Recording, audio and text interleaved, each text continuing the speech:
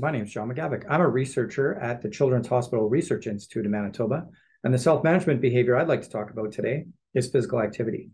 It's important to set goals around physical activity because being a more physically active person will increase your sense of empowerment and control.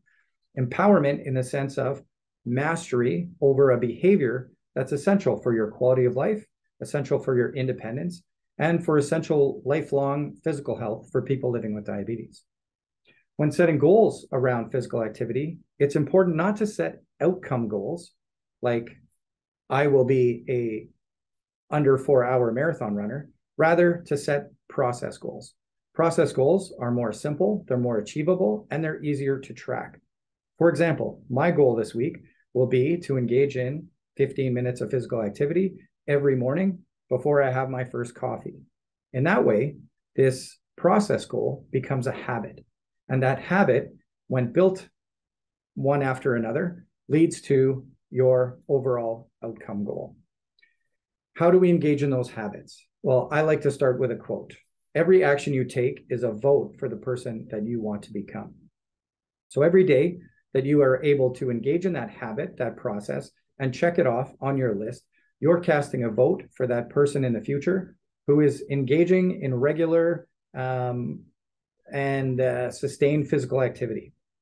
How do we adopt that habit? I believe it's grounded in our values. Setting values around who you are and who you want to become, and lining up those decisions that you make every day with the values of that person that you see in the future, that person that you're voting for. Achieving these goals, these process goals, is not easy. We all know that individuals struggle with adopting and maintaining physical activity.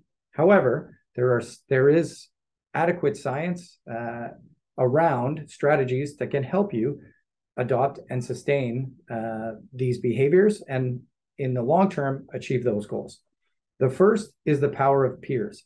Having a group or having someone who has similar values and similar goals to you will empower you to get out every day and to achieve those process goals. The second is trial and error. We all have days where it's going to be difficult. We all have days where things are going to change, especially if you're living with type 1 diabetes and you never know how your blood sugars will respond to that exercise. You need to be someone who's engaged in the regular personal research around how am I going to do this? How am I going to achieve this? And appreciating and understanding and engaging in that trial and error process. Thirdly, structure and organization. The more structure you have in your day, the more structure you have in your week, the easier it will be for you to insert those process goals every single day into the busy lives that we all lead. And lastly, technology. Technology has become absolutely essential in maintaining target blood glucose for people with type 1 diabetes, but there's also an abundance of technology around our ability to track process goals and set process goals for physical activity. So engage in the technology that you have to maintain your blood glucose and adopt that also for adopting and engaging in physical activity. Everyone will fall off the wagon, and we know that. And so thinking back to that quote, how can I reset if I fall off the wagon?